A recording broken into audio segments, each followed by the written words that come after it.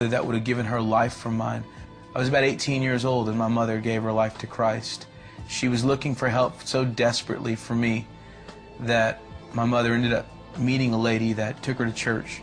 And I remember her coming home telling me that Jesus could change my life, that he can make me brand new. I didn't really believe in God. What kind of God lets you grow up without a father? What kind of God allows you to hate yourself the way you hate yourself?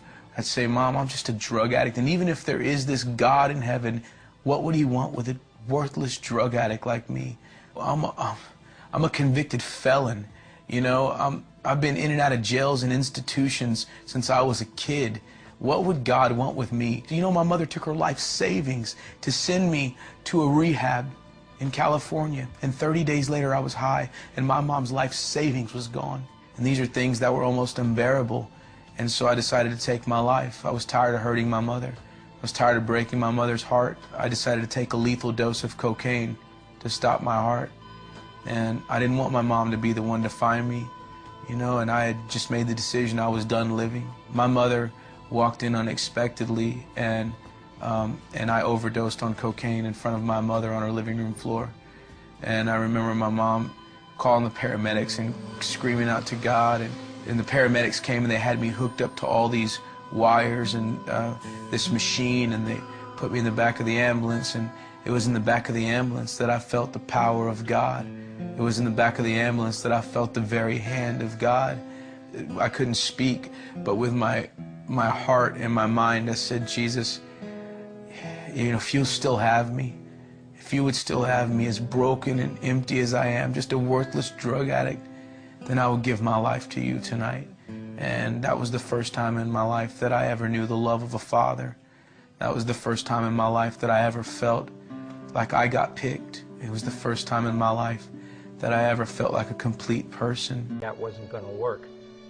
Then I said, well, you know what, she's always been trying to get me to read the Bible and do things like that, so I think the best thing for me to do is I'll start reading the Bible.